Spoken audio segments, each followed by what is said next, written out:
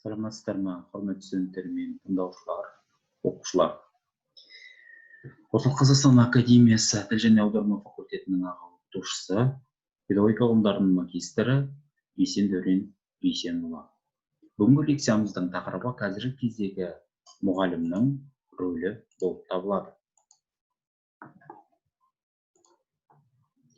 Қазіргі кездегі мұғалімнің рөлі. Жалпы рөл жалпы лекцияны бастамас бұрын сіздерден сұрап алғым келеді. Ұстаз дегеніміз не? Ұстаздың беделі қандай болу керек? Ұстаз бен шәкірттің беделі қалай қалыптасу керек? Бедел дегеніміз не? Тақырыбында біз осы лекция барысында сөз қозғаймыз. Біріншіден, оқу тәрбие процесін ұйымдастыру барысында орын алатын үлкен фактор болып табылады бедел дегеніміз. Бедел мінез арқылы жинақталады. Мінез дегеніміз темперамент дегеніміз не деген сұрақтарға жауап беретін боламыз. Мінез бен темпераментке сәйкес мынандай негізгі ұғымдар басшылыққа алынады. Яғни бірінші генотип. Ол темпераментпен байланысты ұрпақтан ұрпаққа ауысатын қасиет. Екінші фенотип. Ол мінезбен байланысты қасиет болып табылады. Генотип дегеніміз туа біткен қасиет болатын болса, фенотип бұл жүре біткен қасиет. Бедел біреудің не қоғамдық ұйымның ықпалын, жұртшылықтың, қалың мұқараның қабылдауын көрсететін этикалық түсінік болып табылады. Орысша айтқанда авторитет, латынша айтатын болсақ авторитет. Ұстаздың беделіне тікелей әсер ететін қандай факторлар бар? Олардың біріншісі ол іс-әрекет. Кез келген ұстаздың іс-әрекеті өз беделіне міндетті түрде әсерін тигізеді. Келесі сөйлеу мәнері. Ұстаз барынша сөзін дұрыс айта білуі керек. Және біз өткен лекцияларда, өткен дәрістерде айтқанымыздай, сөйлеу мәнеріне өте үлкен үлес берілу керек. Өйткені кез келген ұстаз әдеппен дұрыс сөйлей білуі керек. Келесі әсер ететін фактор ол ұстаздың іс-қимылы.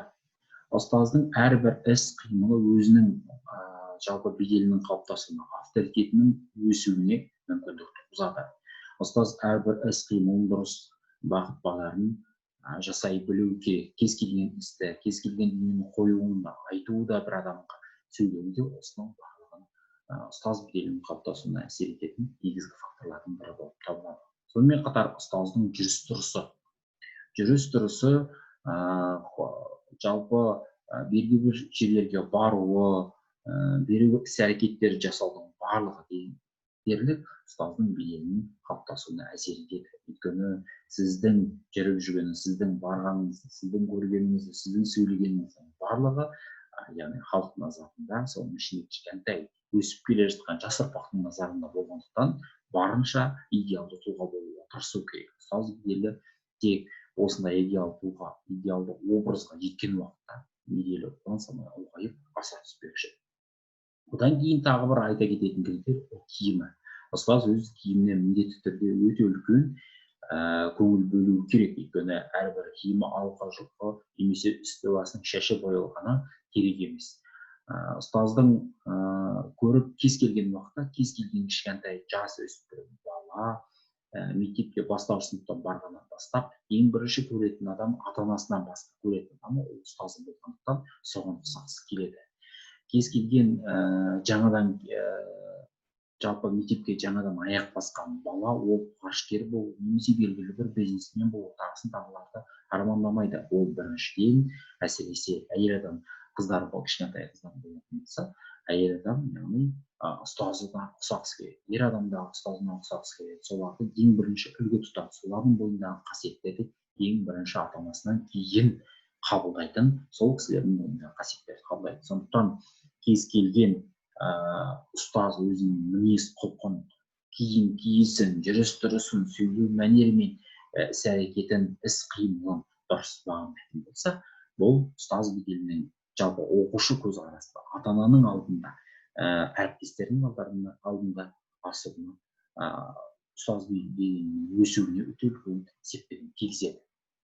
Ұстаздың беделі абыройы оның бойындағы көптеген қасиеттерге байланысты. Ұстаздың бойында қандай қасиеттер болу керек? Жалпы ең бірінші басты қасиет ол басшы бола білу керек.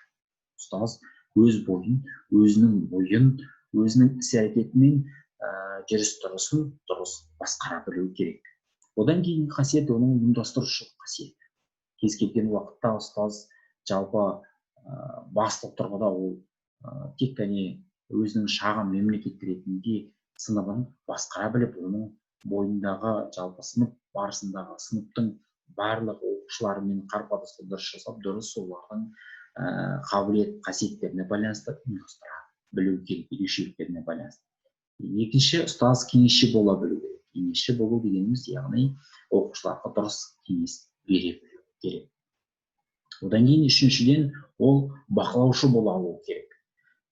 Кез келген ұстаз жалпы бір жағынан бақылаушы дегеніміз, кез келген ұстаз, кез келген мұғалім баланың сыртынан бақылай отырып зерттей білу керек. Әсіресе сынып жетекшісі ретінде басқа балалармен қалай қарым-қатынас жасайтынын, достарымен қарым-қатынас қалай жасайтынын, сыныптастарымен және ата-анасы үйде қандай бала қандай қарым-қатынаста және қандай жағдайда өсіп жатқанын, сонымен қатар басқа мұғалімдермен де, басқа сіздің әріптестеріңізбен де қандай қарым-қатынаста екенін ұстаз ретінде білу керек. Сондықтан бақылап жүру керек.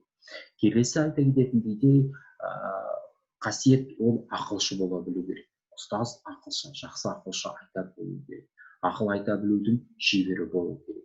Өз ақылын тыңдата білу керек. Келесі, сырлас болу керек. Ұстаз кез келген ұстаз адам, оқытушы, мұғалім адам міндетті түрде алдындағы келген шәкіртіне, болашақ оқушыға, студентке міндетті тұрғыда сырлас ретінде қарау керек, сырласа білу керек. Тек сырласқан кезде оқушы өзінің ішіндегі жан дүниесін сізге ақтарып салып, яғни алдағы болып жатқан проблеманың шешіміне өте үлкен септігін тигізеді. Сонымен қатар мұғалім, яғни ұстаз демеуші бола білу керек. Яғни белгілі бір оқушы белгілі бір жетістіктерге жеткен кезде, немесе жетістіктерге белгілі бір бағаларды алу мақсатында, белгілі бір тапсырмалар орындау уақытында демеуіп жіберетін демеуші бола білуіміз керек. Сол бірге оқушымен бірге қуана білуі керек. Келесі, ұстаздың тағы бір қасиетінің бірі ол эрудит бола білу. Әрқашанда міндетті түрде тапқыр болып, интеллектуалдықтың жоғарғы деңгейін көрсетуіміз керек. Келесі, ол ұстаздың беделін тағы бір арттыратын қасиеттердің бірі, ол ұстаз қолдаушы бола білу керек. Жаңа істі бастаған өзінің оқушысына, шәкіртіне міндетті түрде қолдау тигізіп, және оның дұрыс істерге қарай бастауына, дұрыс бағыттарға қарай жүруіне және дұрыс тұлға болып қалыптасуына өсіру мақсатында біз міндетті түрде тек қана білім мен тәрбиені сонымен қатар қолдау да жасай білуіміз керек. Тағы бір қасиеттердің, ұстаз беделінің өсуі тағы бір қасиеттердің бірі талап ете білу керек. Көбінесе жас ұстаздардың, жас мұғалімдердің келген мектепке келген уақытында негізгі бастап қасиетінің бірі талап етушілік. Жалпы жұмысыңыздың дұрыс ары қарай ұстаз ретінде ұстаздықтағы жұмысың дұрыс ары қарай алға бассын дейтін болсаңыз, талап ете білуіңіз керек. Сонымен қатар ұстаз демократ бола білу керек. Демократ, яғни барлық балаларға тең дәрежеде, тек бір балаға ғана бағытталып, немесе белгілі бір дарынды оқушымен ғана жұмыс жасамай, сонымен қатар барлық балалар тең дәрежеде қойып, барлық балалар тең дәрежеде жұмыс жасайтын болса, бұл жалпы оқытушының ұстаздың беделінің, абыройының өсуіне септігін тигізетін қасиеттің бірі болып табылады. Келесі, мұғалім мектептегі басты тұлға ретінде оның жеке басындағы баланы оқытып, білімдар етер түрлі қасиеттерді айтады. Солардың бірі оның балаға деген сүйіспеншілігі. Мұғалім жұмысының басты табысты болуы белгілі бір жағдайда балаға деген сүйіспеншілікке байланысты. Ол балаға деген тілектестік, қамқорлық және оны құрметтей білуді педагогикалық жағынан талап етушілікпен ұштастыра білгені жөн. Мұғалім болу үшін балаға деген сүйіспеншілік жеткіліксіз. Мұғалімдік мамандықты игеру ісі тек жеке адамның ынтасына, бейімділігіне және қабілетіне байланысты. Ол әрине жеке адамның ерекшеліктері мен оның дербес іс-әрекетіне де байланысты болмақ. Біздің пікірімізше балаға деген сүйіспеншілік ең алдымен өз мамандығын жақсы көріп, өз пәнінен көбірек мәлімет беруге ұмтылу болып табылады деп ойлаймыз. Ғылым негіздерін баланың зердесіне көбірек сіңіріп, оның ғылым мен білімді игеруге ішкі қажеттілігін туғызып, балаға әсер ету қабілеті. Бұл жеке адамның дара ерекшеліктерінің бірі бейімділікке байланысты. Адамға белгілі бір бейімділік оның қабілеттілігіне байланысты. Жеке адамның белгілі бір іс-әрекетінің нәтижесін танытатын психикалық қабілеттілік деп атайды. Қабілеттің дамуы нышанға, іс-әрекетке байланысты. Іс-әрекеттің нәтижелі болуы өзара байланысты бірнеше қабілетке байланысты.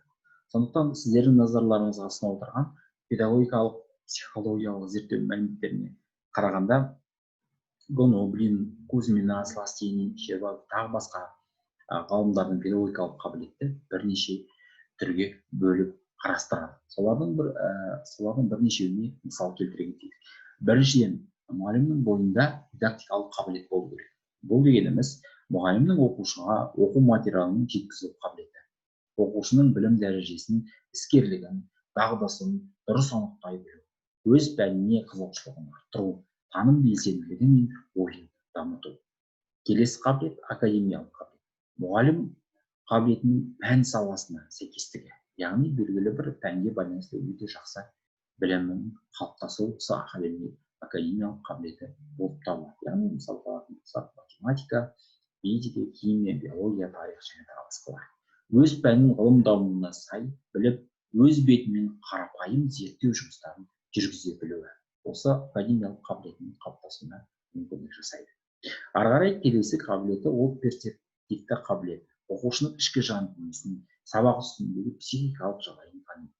Бұл әрине міндетті түрде эмпатия деген, жалпы психологияда эмпатия деген терминмен байланысты, яғни оқушының орнына өзін қоя біліп, жалпы оқушының ішкі жан дүниесін дұрыс түйсіну болып табылады.